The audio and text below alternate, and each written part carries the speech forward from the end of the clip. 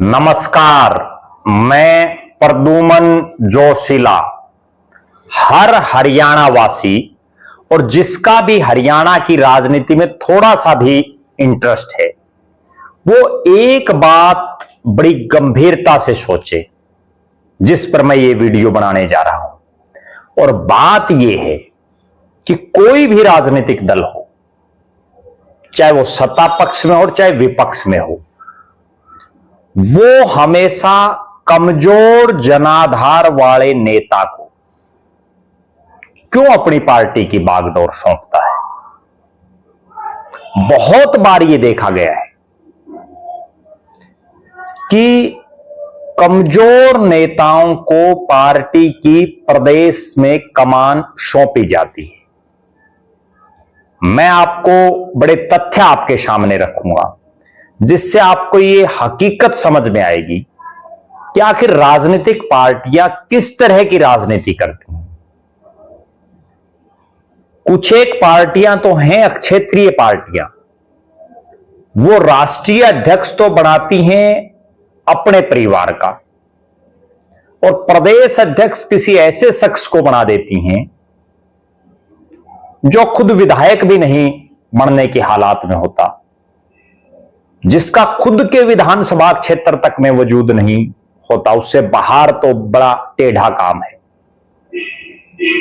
हरियाणा प्रदेश में जो 5 मुख्य राजनीतिक पार्टियां हैं, जिनमें सत्तारूढ़ भारतीय जनता पार्टी, प्रमुख विपक्षी दल Congress party, Indian national Lokdal, Jannayak Janta party और आम आदमी पार्टी, आज मैं 5 की हकीकत आपके बीच में रखने जा रहा हूं। और जैसे ही आप उस हकीकत को देखोगे, आप भी सोचने पर मजबूर हो जाओगे कि आखिर डम्मी टाइप के नेताओं को पार्टियां अपनी कमान दे रही हैं।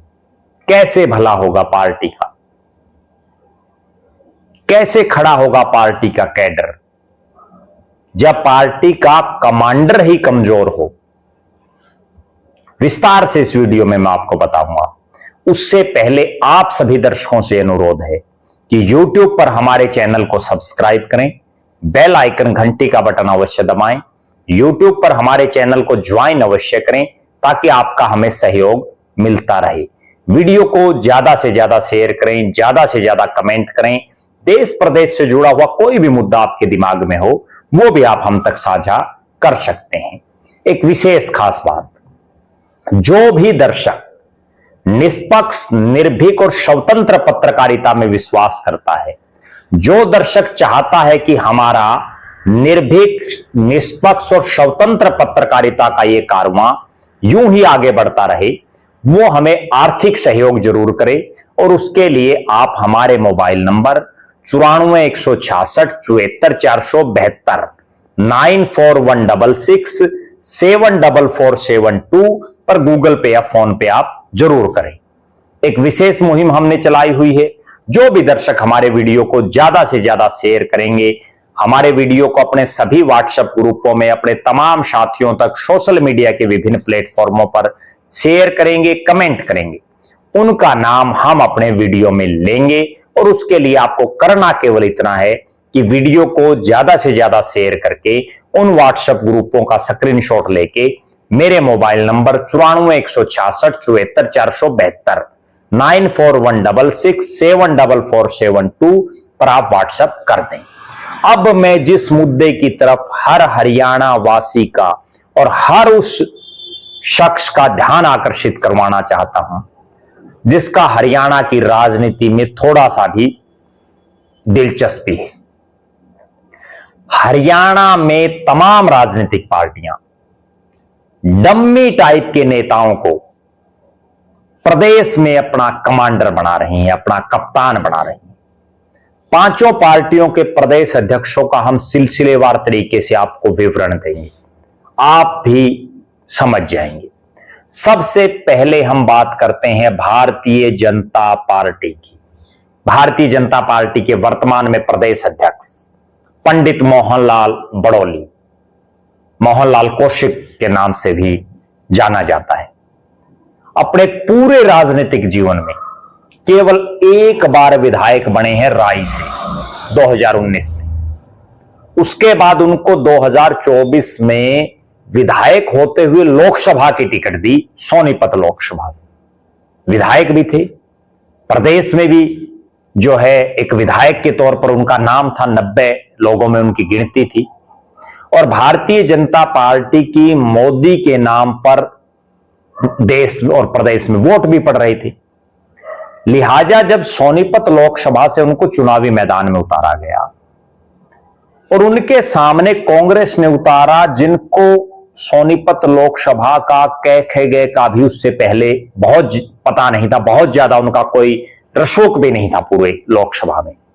नाम है सतपाल ब्रह्मचारी। लेकिन जब चुनावी परिणाम आया तो आप अंदाजा लगाइए मोहनलाल बड़ौली की क्या लोकप्रियता है। भारतीय जनता पार्टी की टिकट पर, जब देश में मोदी की सरकार बढ़ रही है, उस टिकट पर, और मोहनलाल बड़ौली एक अनभिज्ञ से नेता लोकसभा से सतपाल ब्रह्मचारी से चुनाव हारते हैं। और उसके बाद अपनी संभावित हार को देखते हुए मोहनलाल बड़ौली राय, जहां से वो सिटिंग विधायक थे, वहां से वो चुनाव ही नहीं लड़ते। यानी जो सेनापति मैदान ही छोड़ गया हो, फिर वो काहे का कमांडर। मोहनलाल बड़ौली मैदान छोड़ गए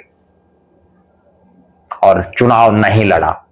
चुनाव लड़ते तो जिस तरह के उस राय के विधानसभा क्षेत्र में हालात दिख रहे थे, हर तरफ से ये आवाज आ रही थी कि अगर मोहनलाल बड़ौली लड़ेंगे तो वो चुनाव हारेंगे। बहरहाल उन्होंने मैदान ही छोड़ दिया। मोहनलाल बड़ौली का राय के अलावा प्रदेश के जो बाकी 89 विधानसभा क्षेत्र हैं, उनमें कोई लंबा चौड़ा वजूद नहीं है, कोई वोट बैंक उनके पास नहीं है। तो आप पहले बीजेपी के प्रदेश अध्यक्ष का मैंने आपको बताया, जिला के प्रधान भी वो रहे हैं, प्रदेश के महामंत्री रहे हैं, अभी फिलहाल वो प्रदेश के अध्यक्ष हैं। और प्रदेश अध्यक्ष होने के बावजूद सबसे गौर करने वाली बात, ना केवल मोहनलाल बड़ौली जो, बल्कि जो पांचों प्रदेश अध्यक्ष हैं, कोई भी अपना सिक्का नहीं जमा पाए, कोई भी अपना वजूद नहीं बना पाया, कोई भी अपना वोट बैंक नहीं सेट कर पाया, कोई भी पार्टी को फायदा नहीं पहुंचा पाया राजनीतिक तौर से। यह हमने बताया मोहनलाल बड़ौली का। दूसरे नंबर पर आइए विपक्ष की सबसे बड़ी पार्टी कांग्रेस पार्टी। प्रदेश अध्यक्ष का नाम उदय भान। बड़ी आशा और उम्मीदों से उदय भान को कमान दी। उनके पिता भी विधायक रहे। लेकिन उदय भान का ये हालात है, उदय भान की, कि वो पिछले 2 चुनाव खुद ही हार चुके हैं, तो पार्टी को कहां से जिताएंगे कांग्रेस की टिकट पर। 2019 में उदय भान हारे जगदीश नैयर के मुकाबले बीजेपी के प्रत्याशी के। 2024 में उदय भान हारे, हरिंदर सिंह जीते बीजेपी के। उदय भान ने अपने राजनीतिक जीवन में आखिरी चुनाव 2014 में जीता। आप अंदाजा लगाइए। और उदय भान का भी होडल को अगर छोड़ दें, बाकी जो 89 विधानसभा क्षेत्र हैं, उनमें कोई लंबा चौड़ा राजनीतिक वजूद नहीं है, कोई लंबा चौड़ा वोट बैंक नहीं। जो उदय भान खुद लगातार 2 चुनाव हार गया हो, वो कैसे पार्टी को प्रदेश में जिता पाएगा। कांग्रेस की हार का एक बहुत बड़ा कारण यह भी था, उदय भान खुद भी ओवर कॉन्फिडेंस में था। मेरे पास उस विधानसभा होडल से बहुत लोगों के फोन आते हैं जो ये कह रहे हैं कि हमने उदय भान जी को बताया था कि आप चुनाव हारोगे, आप मेहनत करो। लेकिन उदय भान जी तो, जो मुझे जो जानकारी है, उप मुख्यमंत्री बनने के सपने ले रहे थे और वो एमएलए भी नहीं बन पाए। तीसरे नंबर पर पार्टी आती है इंडियन नेशनल लोकदल। नाम इंडियन नेशनल लोकदल है। पार्टी का हरियाणा के भी केवल सिरसा में ही वजूद बचा हुआ है।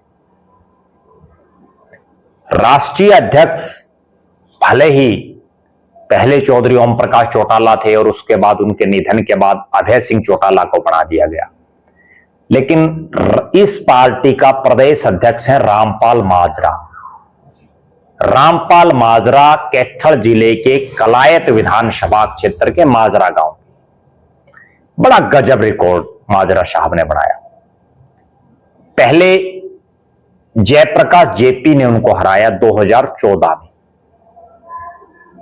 और 2024 में 10 साल के बाद जयप्रकाश जेपी के बेटे ने उनको चुनाव हरा दिया।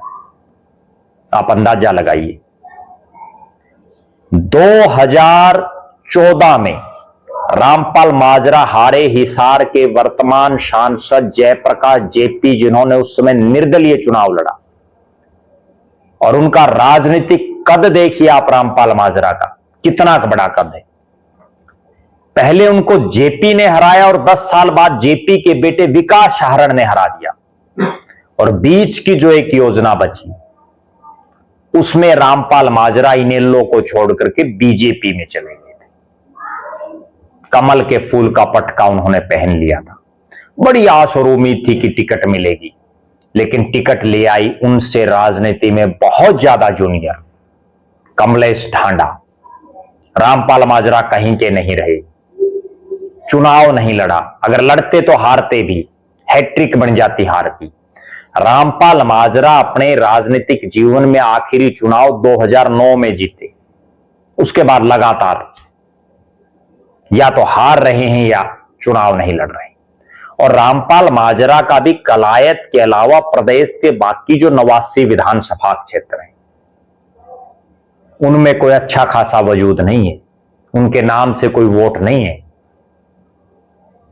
ये हालात है रामपाल माजरा की। फिर हम आगे आते हैं जननायक जनता पार्टी जेजेपी।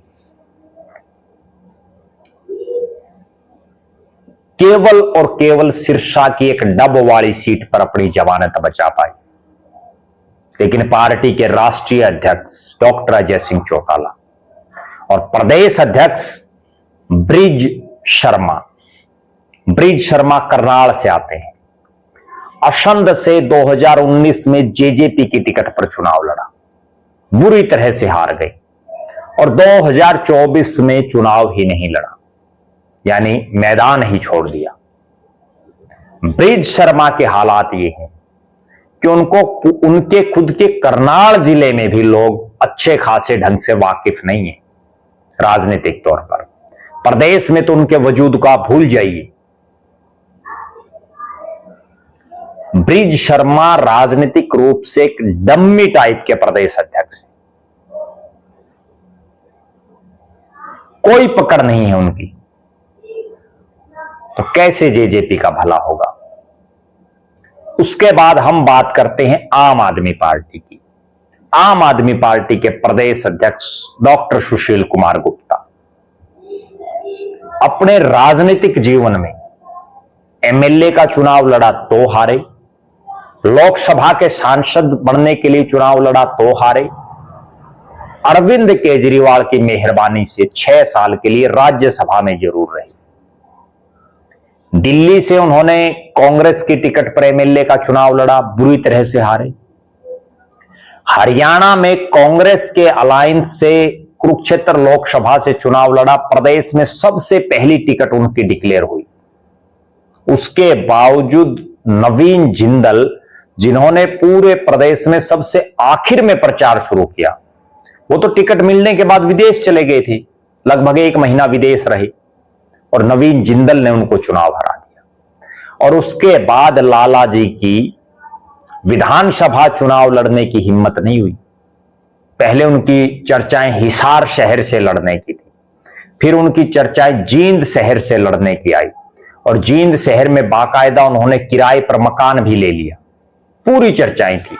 और चूंकि गुप्ता साहब जब कुरुक्षेत्र से चुनाव लड़ रहे थे तो उनका एक डायलॉग बड़ा फेमस हुआ था कि मैं जाटों के गांव का बाणिया हूं, डरा नहीं करता किसी से। बड़ा फेमस हुआ था जींद जिले में उनका गांव है। और सबको यह उम्मीदें थी कि लाला जी जींद से या हिसार से लड़ेंगे, लेकिन लाला जी डर गए और चुनाव ही नहीं लड़ा, यानी पार्टी का कप्तान ही चुनाव लड़ने से भाग गया। तो आप हालात समझिए। ये 5 जो राजनीतिक पार्टियां हैं मुख्य तौर पर, पांचों ने आज के दिन बिल्कुल कमजोर जनाधार वाले, बिल्कुल डम्मी टाइप के प्रदेश अध्यक्ष बना रखे हैं। और यह पहली बार भी नहीं है। अक्सर राजनीतिक पार्टियां बहुत कम जनाधार वाले नेताओं को ही ज्यादा पावरें देती हैं, क्योंकि राजनीतिक पार्टियों को भी यह पता होता है, उनकी जो मेन जो लीड लोग करते हैं उनको यह पता होता है कि अगर मजबूत लोगों को कमान दे दी तो कल को वो आपको दिक्कत कर सकते हैं, आगे आपके परिवारजनों को दिक्कत कर सकते हैं राजनीतिक तौर पर। इसलिए इस टाइप के नेताओं को चौधर में रखा जाता है जो ड्राइंग रूम टाइप की हो। अब आपको मैं एक बहुत गजब बात बताता हूं। उदय भान जी चौधरी भूपेंद्र सिंह हुड्डा की कोठी पर ही जमे रहते हैं, दीपेंद्र हुड्डा की कोठी कह लीजिए। खुद अपने घर पर तो वो बहुत कम लोगों से मिलते हैं, या प्रदेश कांग्रेस के कार्यालय में बहुत कम लोगों से मिलते हैं। खुद का अपना कोई जनाधार ही नहीं स्थापित कर पाए। मोहनलाल बड़ौली जी अक्सर मुख्यमंत्री नायब सिंह सैनी के साथ ही दिखते हैं, अपना खुद का कोई पहचान बहुत बड़े स्तर पर नहीं बना पाए। ब्रिज शर्मा को तो वैसे ही बहुत कम लोग जानते हैं। पहले इंडियन नेशनल लोक दल में थे, उसके बाद जेजेपी ने उनको राष्ट्रीय महासचिव बनाया, फिर प्रदेश अध्यक्ष बनाया। जब टोहाना के पूर्व विधायक जो उनकी पार्टी के प्रदेश के अध्यक्ष थे, सरदार निशान सिंह, वो पार्टी छोड़ करके चले गए थे। इसी तरह से रामपाल माजरा भी अभय सिंह चौटाला जैसा कहते हैं उसी ढंग से चल रहे हैं। सुशील कुमार गुप्ता तो विधानसभा चुनाव के बाद प्रदेश में नजर ही नहीं आ रही, और दिल्ली की हार के बाद तो मानो वो कहीं दिख ही नहीं रही। ये है हरियाणा प्रदेश में तमाम पार्टियों की हालात। हम एक वीडियो और बनाएंगे जिसमें आज तक के कांग्रेस के कौन कौन प्रदेश अध्यक्ष रहे, किसका क्या वजूद रहा, उस पर चर्चा करेंगे। भारतीय जनता पार्टी के कौन कौन प्रदेश अध्यक्ष रहे, कितना बड़ा नाम रहा, उस पर चर्चा करेंगे। आम आदमी पार्टी, इंडियन नेशनल लोक दल और जननायक जनता पार्टी कौन कौन प्रदेश अध्यक्ष रहे, उन पर हम चर्चा करेंगे। आपको हमारा ये वीडियो कैसा लगा आप जरूर कमेंट करें, और आप बताएं कि ये जो पांचों प्रदेश अध्यक्ष हैं, क्या इनका आप जिस भी विधानसभा क्षेत्र से आते हैं उस विधानसभा क्षेत्र में कोई वजूद है, कोई वोट बैंक है इनके नाम पर, कितना बड़ा नाम है इनका। आप लगातार हमारे साथ बने रहें। हमारे फेसबुक पेज को लाइक और फॉलो करें, यूट्यूब पर चैनल को सब्सक्राइब करें, बेल आइकन घंटी का बटन अवश्य दबाएं, वीडियो को ज्यादा से ज्यादा शेयर करें, ज्यादा से ज्यादा कमेंट करें, और आप जिस भी विषय पर वीडियो देखना चाहते हैं वो विषय भी हमें कमेंट करके या व्हाट्सएप के माध्यम से या फोन करके जरूर बताएं। जो साथी आर्थिक रूप से सक्षम है वो हमें आर्थिक सहयोग करें। बहुत बहुत धन्यवाद। आपका अपना प्रद्युमन जोशीला।